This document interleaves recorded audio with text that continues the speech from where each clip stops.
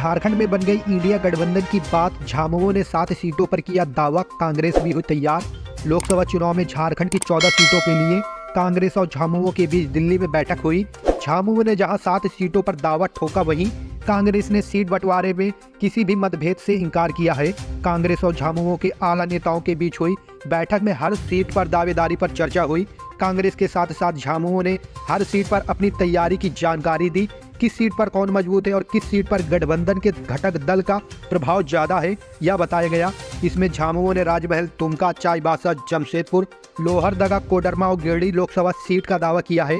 झामुमो ने कांग्रेस की sitting seat Chaibasa और बहुत कम अंतर से हारने वाली लोहरदगा सीट पर भी दावेदारी की है।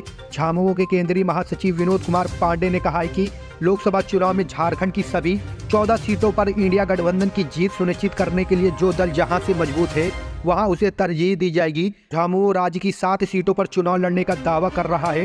इंडिया गठबंधन के दलों के बीच किसी भी सीट पर चुनाव लड़ने को लेकर खींचतान नहीं है। आपसी सहमति से शीघ्र अगली बैठक में निर्णय ले लिया जाएगा।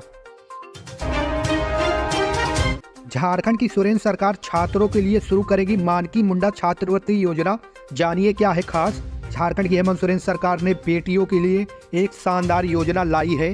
प्रदेश के राजकीय, निजी या पीपी मोड पर चलने वाली पॉलिटेक्निक और इंजीनियरिंग कॉलेज में बीटेक या फिर डिप्लोमा की पढ़ाई करने वाली महिलाओं के लिए सरकार की तरफ से एक बहुत बड़ी खुशखबरी है, क्योंकि हेमंत सोरेन सरकार मानकी मुंडा स्कॉलरशिप योजना की शुरुआत करने वाली है, जिसके तहत बीटेक और डिप्लोमा करने वाली बेटियों को अच्छी खासी राशि हर साल दी जाएगी। ज्ञात हो कि मानकी मुंडा योजना एक छात्रवृत्ति योजना है जो इसी सत्र से शुरू होने वाली है। शिक्षा सचिव रवि कुमार के अनुसार मुख्यमंत्री हेमंत सोरेन ने इस प्रस्ताव को स्वीकृति भी दे दी है। उच्च एवं तकनीकी शिक्षा विभाग ने इसे लागू करने की प्रक्रिया आरंभ कर दी है। इस योजना के माध्यम से डिप्लोमा कोर्स करने वाली हर छात्र को हर वर्ष 15,000 और बीटेक इंजीनियरिंग कोर्स करने वाली छात्रा को हर साल 30,000 रुपये मिलेंगे। छात्रवृत्ति भुगतान के लिए छात्र खोज रहा कल्याण विभाग, आधार लिंक नहीं होने से लटकी भुगतान प्रक्रिया। झारखंड सरकार के द्वारा राशि आवंटित करने के बाद भी राशि जिला कल्याण विभाग को छात्रवृत्ति भुगतान के लिए लाभार्थी नहीं मिल रहे हैं। कई बार सार्वजनिक सूचना प्रसारित करने व विज्ञापन निकालने के बाद भी छात्रों के द्वारा त्रुटि नहीं सुधारी जा रही है। इस वजह से अनुसूचित जनजाति, अनुसूचित जाति छात्रों को सत्र 2022 और 23 का पोस्ट मैट्रिक छात्रवृत्ति योजना का भुगतान नहीं हो पा रहा है। यह समस्या एसटी छात्रों का बैंक से आधार लिंक नहीं होने के कारण हुई है। वहीं सत्र 2023 और 24 में पोस्ट मैट्रिक के लिए आवेदन करने के लिए ई पोर्टल के माध्यम से प्रक्रिया पूरी हो चुकी है। 1,26,000 ST/SC छात्रों की लापरवाही के कारण उनके खाते में छात्रवृत्ति की राशि का भुगतान नहीं हो पाया है। दूसरी ओर पिछड़ी जाति के छात्रों के लिए सरकार के द्वारा कल्याण विभाग को राशि आवंटित नहीं की गई है, जिस कारण पिछले सत्र की राशि OBC छात्रों के खाते में भुगतान नहीं हो पाई है। इसकी वजह सरकार के पास कोषागार में राशि नहीं होना बताई गई है। इसी सत्र में अब तक 1,10,774 सभी श्रेणी के छात्रों की छात्रवृत्ति का भुगतान कुछ दिनों पहले हो चुका है, परंतु विभाग के खाते में राशि समाप्त होने के कारण बाकी बचे हुए OBC छात्रों की छात्रवृत्ति भुगतान लटक गई। पूर्व में 54,025 BC, 5,141 और 51,608 SC छात्रों को भुगतान किया जा चुका है। सहायक आचार्य की परीक्षा को JSSC ने स्थगित किया। झारखंड में 26,001 सहायक आचार्य के लिए 12 से 31 जनवरी तक होने वाली परीक्षा को झारखंड कर्मचारी चयन आयोग ने स्थगित कर दिया है। परीक्षा के लिए 10 फरवरी से संभावित तिथि जारी की गई है। झारखंड प्रारंभिक विद्यालय प्रशिक्षित सहायक आचार्य संयुक्त प्रतियोगिता परीक्षा में हाईकोर्ट के आदेश के बाद अब सीटेट सफल अभ्यर्थी और दूसरे राज्यों के टेट पास अभ्यर्थी से भी आवेदन लिए जाएंगे। आपको बता दें, इसके लिए JSSC ऑनलाइन आवेदन की तिथि जारी करेगा। ऐसे इच्छुक अभ्यर्थी के आवेदन किए जाने के बाद सहायक आचार्य की परीक्षा ली जाएगी। इस परीक्षा में सफल होने पर सीटेट और दूसरे राज्यों के टेट पास अभ्यर्थी को झारखंड शिक्षा पात्रता परीक्षा पास करनी होगी। राज्य सरकार को नियुक्ति के 3 साल के अंदर परीक्षा लेनी होगी। पहले मौके में ही सीटेट और दूसरे राज्यों से टेट सफल अभ्यर्थी जो सहायक आचार्य बनेंगे उन्हें शामिल होना होगा और पास करना होगा। अगर असफल होंगे तो उनकी सेवा समाप्त हो जाएगी। वहीं अगर 3 साल में सरकार टेट का आयोजन नहीं करती है तो सभी की सेवा नियमित हो जाएगी। राज्य में 6 फरवरी से 26 फरवरी तक मैट्रिक और इंटरमीडिएट की भी परीक्षाएं निर्धारित है। ऐसे में इसके बाद सहायक आचार्यों की परीक्षा होने की भी आशंका जताई जा रही है। आदिवासी वोटरों को लुभाने के लिए बीजेपी ने बनाई जबरदस्त रणनीति। रांची में होने जा रहा बड़ा सम्मेलन। रांची में 11 जनवरी को भारतीय जनता पार्टी की ओर से देश भर के जनजाति समाज के लोगों का सम्मेलन प्रस्तावित है। इस विशाल जनजाति सम्मेलन के लिए भाजपा अनुसूचित जनजाति मोर्चा के पूर्वोत्तर राज्य के मोर्चा के पदाधिकारियों एवं प्रदेश मोर्चा के पदाधिकारियों के साथ बैठक रविवार को हुई। बैठक में मुख्य रूप से भाजपा राष्ट्रीय महामंत्री एवं एसटी मोर्चा के राष्ट्रीय प्रभारी राधा मोहन दास अग्रवाल, प्रदेश अध्यक्ष बाबूलाल मरांडी, एसटी मोर्चा के राष्ट्रीय अध्यक्ष राज्यसभा सांसद समीर उरांव, संगठन महामंत्री कर्मवीर सिंह, मोर्चा प्रदेश अध्यक्ष शिव शंकर उरांव, राष्ट्रीय महामंत्री कलीराम मांझी आदि उपस्थित हुए। बैठक के बाद प्रेस को संबोधित करते हुए राष्ट्रीय महामंत्री मोर्चा एवं राष्ट्रीय प्रभारी राधा मोहन दास अग्रवाल ने कहा कि प्रधानमंत्री नरेंद्र मोदी आदिवासी समाज के लोगों के हृदय में बसते हैं। रामलला की प्राण प्रतिष्ठा को लेकर राममय झारखंड घर घर दिए जा रहे निमंत्रण। 31,000 मंदिरों में होंगे अनुष्ठान। अयोध्या राम मंदिर को लेकर चारों तरफ उत्साह का माहौल है। 22 जनवरी 2024 को रामलला की प्राण प्रतिष्ठा को लेकर झारखंड में निमंत्रण दिए जा रहे हैं। अयोध्या धाम श्री राम जन्मभूमि से पूजित होकर आया अक्षत व न्यूनतम मंदिर के चित्र से झारखंड प्रांत के सभी जिलों में 13वें दिन भी कार्यकर्ताओं ने काफी उत्साहपूर्वक गांवों व नगरों की गली गली में हजारों परिवारों को निमंत्रण दिया। विश्व हिंदू परिषद क्षेत्र संगठन मंत्री आनंद कुमार ने बोकारो, धनबाद, साहिबगंज, पाकुड़, वही प्रांत मंत्री डॉक्टर वीरेंद्र साहू, प्रांत संगठन मंत्री देवी सिंह ने रामगढ़, हजारीबाग के डेमोटांड व चरही, कोडरमा, देवघर, गिरडी के पीरटांड, इसरी, बगोदर, विष्णु नगर प्रखंड के गांव गोविंदपुर तथा प्रांत सह मंत्री मनोज पोद्दार एवं बजरंग दल प्रांत संयोजक दीपक ठाकुर ने खूंटी, गुमला, लातेहार व पलामू प्रवास कार्यकर्ताओं का उत्साहवर्धन कर अभियान को गति दी। अभियान के क्रम में कार्यकर्ताओं के साथ घर घर जाकर दर्जनों परिवारों को निमंत्रण दिए। नायक बस के मालिक तालेवर साव हत्याकांड में 4 आरोपियों को जेल, साव के साथ थाने पहुंचे आक्रोशित ग्रामीण। बीते 9 जनवरी को गिरिडीह जिले के बगोदर थाना क्षेत्र के कुदर धरगुल्ली रोड के डनकी टांड दुर्गा मंदिर के समीप अज्ञात अपराधियों ने नायक बस के मालिक तालेवर साव को गोली मार दी थी, जिसमें वे गंभीर रूप से घायल हो गए थे। उनका इलाज रांची में चल रहा था, जहां इलाज के क्रम में शुक्रवार की देर रात उनकी मौत हो गई। घटना को लेकर बस मालिक के भाई सिकंदर साव ने बगोदर थाने में नामजद लोगों के विरुद्ध हत्या के खिलाफ आवेदन दिया था। गिरफ्तार आरोपी हजारीबाग जिले के रहने वाले हैं। गिरफ्तार आरोपियों में मुन्ना गोप, सुनील राणा, सूरज यादव, मोहम्मद कासिम शामिल हैं। इन्हें जेल भेज दिया गया है। आपको बता दें कि हत्याकांड से मृतक के परिजन आक्रोशित थे। सौ के साथ वे थाने पहुंचे और आरोपियों को फांसी देने की मांग की। इस दौरान बड़ी संख्या में ग्रामीण मौजूद थे। सूचना मिलते ही मौके पर विधायक विनोद कुमार सिंह भी पहुंचे।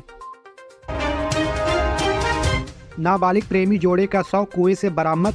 गर्भवती थी प्रेमिका, परिजनों ने जताई हत्या की आशंका।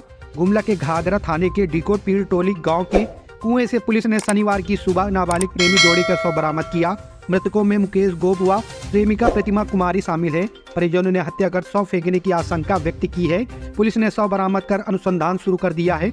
मृतका 2 माह की गर्भवती थी। दोनों में पिछले 3 वर्षों से प्रेम प्रसंग था। परिजनों ने बताया कि दोनों बच्चे शुक्रवार को घर से निकले थे। इसके बाद रात भर घर नहीं लौटे। शनिवार की सुबह दोनों का शव मिला।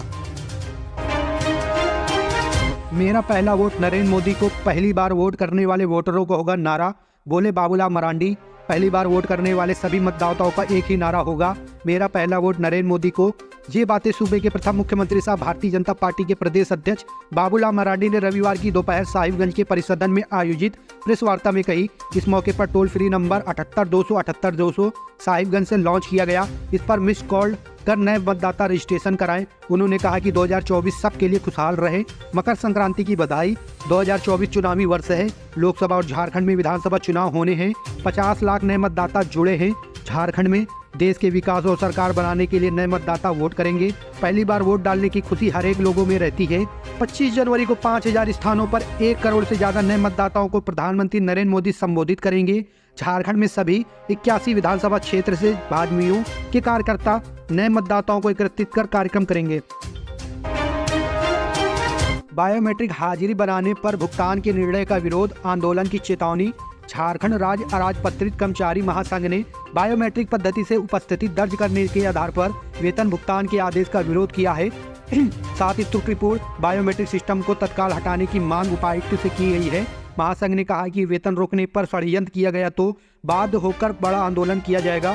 महासंघ के पलामू जिला सचिव अशोक कुमार ने शनिवार को एक प्रेस विज्ञप्ति जारी कर कहा कि उपायुक्त के प्रांतांक 734 दिनांक 22/12/2023 एवं प्रांतांक 17 दिनांक 6/1/2024 तथा कोषागार पदाधिकारी के प्रांतांक 24 दिनांक 5/1/2024 द्वारा जिले के सभी कर्मचारियों की उपस्थिति का आधार सिर्फ बायोमेट्रिक पद्धति से उपस्थिति दर्ज करने के आधार पर वेतन भुगतान का आदेश दिया गया है, जिसका विरोध करते हुए प्रांत 1 दिनांक 14/1/2024 द्वारा उपायुक्त से इस पर विचार करने का अनुरोध किया गया है। जिला सचिव से अनुरोध किया गया है कि जिले के लगभग सभी कार्यालयों में बायोमेट्रिक पद्धति से कर्मचारी अपनी उपस्थिति दर्ज कर रहे हैं, लेकिन झारखंड सरकार की यह सिस्टम त्रुटिपूर्ण है। अधिकांश समय बायोमेट्रिक पद्धति का सर्वर डाउन रहने के कारण कर्मचारियों पदाधिकारियों की उपस्थिति समय दर्ज नहीं हो पाती है। विगत कई महीनों से संध्या 4:30 बजे से ही सर्वर डाउन होने के कारण कर्मचारी द्वितीय पाली की उपस्थिति दर्ज नहीं कर पाते। वीडियो सा एमओ के साथ दुर्व्यवहार करना, युवक को पड़ा महंगा, भेजा गया जेल। वीडियो सा एमओ के साथ दुर्व्यवहार व धमकी देना एक युवक को महंगा पड़ गया। 24 घंटे के अंदर चतरा जिले के गिद्धौर गांव निवासी विकास कुमार को गिरफ्तार कर जेल भेज दिया गया। प्रभारी वीडियो सा एमओ हरिनाथ महतो शुक्रवार को कई योजना जांच कर प्रखंड मुख्यालय लौट रहे थे। इस दौरान रास्ते में 2 कारधारी मुनैजा खातून व रजिया खातून राशन उठाकर जा रही थी। गाड़ी रोककर दोनों से पूछताछ किया, जिसमें पाया गया कि मुनैजा खातून को 15 किलो की जगह 10 किलो 600 ग्राम व रजिया खातून को 35 किलो की जगह 28 किलो राशन दिया गया है।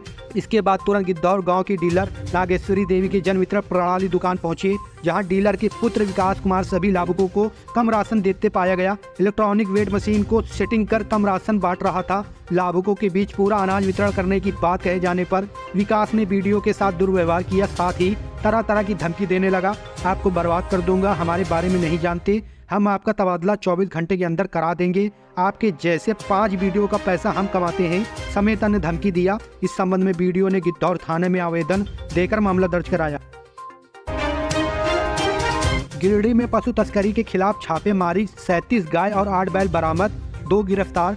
गिरिडीह के डुमरी थाना क्षेत्र अंतर्गत पशु तस्करी के खिलाफ छापेमारी कर एक कंटेनर को पकड़ा गया। कंटेनर में 44 पशु बरामद हुए, जिसमें 37 गाय और 8 बैल थे।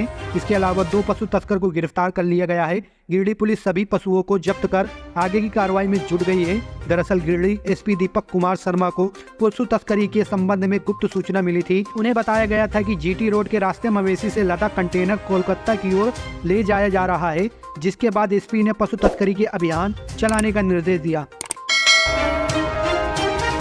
हजारीबाग में NH-33 पर 35 जंगली हाथियों का झुंड, काफी देर तक वाहनों का आवागमन ठप। हजारीबाग जिले के चरही घाटी में 35 जंगली हाथियों के झुंड को NH-33 पर देखा गया। पहले सुबह करीब 3 बजे हाथियों का झुंड पुरना पानी जंगल की एक छोर से दूसरी छोर की ओर जा रहा था। हाथियों के झुंड ने NH-33 पार करने में काफी समय लिया, जिसकी वजह से दोनों ओर वाहनों की लंबी कतार लग गई। इस दौरान NH पर करीब 40 मिनट तक वाहनों का आवागमन ठप रहा। वहीं सुबह लगभग 6 से 6:30 बजे झुंड से बचे 6 जंगली हाथियों ने NH-33 पार किया, जिसमें लगभग 30 मिनट तक वाहनों का आवागमन ठप रहा। विश्वविद्यालय संविदा शिक्षक संघ ने शिक्षक विभाग के प्रधान सचिव के बयान पर जताया आपत्ति। विश्वविद्यालय संविदा शिक्षक संघ के प्रदेश अध्यक्ष राकेश कुमार पांडे ने कहा है कि उच्च और तकनीकी शिक्षा विभाग के प्रधान सचिव राहुल कुमार पुरवार द्वारा अतिथि शिक्षकों को भी अब नीड बेस्ड के नाम से जाना जाएगा, कहा जाना आपत्ति योग्य है। उन्होंने प्रधान सचिव राहुल कुमार पुरवार के इस बयान को निंदनीय बताया है। राकेश कुमार पांडे ने कहा है कि जब घंटी आधारित शिक्षकों का नाम आवश्यकता आधारित करने का निर्णय झारखंड कैबिनेट ने किया है, तो अतिथि शिक्षकों का नाम प्रधान सचिव बिना कैबिनेट के निर्णय के कैसे कर सकते हैं। हम आवश्यकता आधारित शिक्षकों को अतिथि शिक्षकों का वेतन बढ़ाए जाने से कोई आपत्ति नहीं है, लेकिन जब दोनों की नियुक्ति का पैमाना अलग अलग है तो नाम एक जैसे कैसे हो सकता है। उन्होंने कहा कि पूर्व में घंटी आधारित, वर्तमान में आवश्यकता आधारित शिक्षकों की नियुक्ति सरकार के संकल्प के बाद विश्वविद्यालयों द्वारा विज्ञापन जारी कर की गई थी। यह प्रक्रिया यूजीसी के मापदंडों को पूरा करते हुए पूरी की गई थी, जबकि अतिथि शिक्षकों की नियुक्ति में इन नियमों का पालन नहीं किया गया था। फिर दोनों को एक पहचान कैसे संभव है। झारखंड में प्रचंड ठंड जारी, इन शहरों में जीरो की तरफ पारा, जाने अपने शहर का हाल। उत्तर भारत इन दिनों शीतलहर और कोल्ड वेव की चपेट में है। झारखंड में भी ठंड का सितम जारी है। राजधानी रांची समेत राज्य भर का मौसम एक बार फिर ठंड को लेकर अपने क्लाइमेक्स पर जाता नजर आ रहा है। पिछले 5 दिनों से पारे का लुढ़कना तकरीबन हर जिले में जारी है। खासकर राजधानी रांची से सटे जिलों में ठंड का ज्यादा असर देखा जा रहा है। इनमें रांची, खूंटी, गुमला, सिमडेगा, लातेहार, चाईबासा शामिल है। रांची के कांके और मैक्लुस्कीगंज में तापमान गिरना लगातार जारी है। इन दोनों जगहों पर न्यूनतम पारा 3 डिग्री सेल्सियस से नीचे चला गया है। रांची से सटे कांके क्षेत्र की बात करें तो पिछले 5 दिनों का न्यूनतम तापमान इस तरह रहा। इस तापमान को बिरसा कृषि विश्वविद्यालय विश्वविद्यालय के मौसम विभाग ने दर्ज किया है। कांके में 14 जनवरी को पारा 2.5 डिग्री सेल्सियस, 13 जनवरी को 3 डिग्री, 12 जनवरी को 5 डिग्री, 11 जनवरी को 7 डिग्री, 10 जनवरी को 6 डिग्री सेल्सियस दर्ज किया गया। उम्मीद जताई जा रही है कि 1-2 दिन में कांके और मैक्लुस्कीगंज में पारा 0 डिग्री तक जा सकता है। मैक्लुस्कीगंज का पारा 14 जनवरी को 3 डिग्री रहा, 13 जनवरी को 4 डिग्री, 12 जनवरी को 5 डिग्री सेल्सियस रहा। कांके और मैक्लुस्कीगंज में लगातार पिछले 5 दिनों में पारे का लुढ़कना जारी है।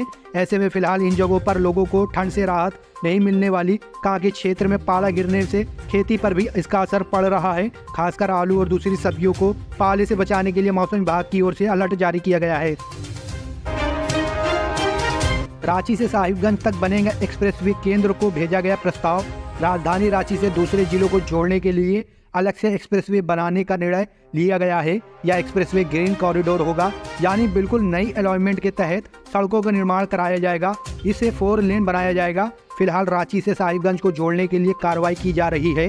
रांची से सड़क शुरू होगी जो रामगढ़, हजारीबाग, कोडरमा, गिरिडीह, देवघर, दुमका, गोंडा, पाकुड़ होते हुए साहिबगंज तक जाएगी। इसकी लंबाई करीब 325 किलोमीटर की होगी। इस तरह रांची से साहिबगंज की दूरी तो कम होगी ही, अन्य जिलों की भी दूरी कम करने का प्रयास होगा ताकि गाड़ियां सीधे जिलों को जोड़ते हुए गंतव्य तक पहुंच सके। इस योजना का प्रस्ताव भी तैयार कर लिया गया है। एनएच विभाग की ओर से इसे भारत सरकार के पास स्वीकृति के लिए भेजा गया है। वहीं से स्वीकृति मिलने के बाद इसके निर्माण की दिशा में कार्रवाई की जाएगी। ईडी ने एक साथ 30 लोगों को भेजा समन, 17 जनवरी से शुरू होगी पूछताछ, जाने पूरा मामला। झारखंड में अवैध खनन केस में ईडी की जांच जारी है। इस मामले में अब ईडी ने जांच का दायरा बढ़ा दिया है। जांच की कड़ी को आगे बढ़ाने के लिए ईडी ने एक साथ 30 लोगों को समन किया है। 17 जनवरी से यह पूछताछ शुरू होगी। मालूम हो कि 3 जनवरी को रांची, साहिबगंज और अन्य जगहों पर ईडी ने छापा मारा था। इस छापेमारी में साहिबगंज में कन्हैया खोदानिया के नाम के शख्स के ठिकानों से कई दस्तावेज ईडी के हाथ लगे थे। साथ ही 30 बैंक खाते भी मिले थे। इससे ईडी को शक है कि अवैध खनन के पैसे को विभिन्न खातों में ट्रांसफर किया जाता था। अब ईडी इसका जवाब खुद बैंक खाता धारकों से पूछना चाहती है, इसलिए एक साथ 30 लोगों को समन दिया गया है।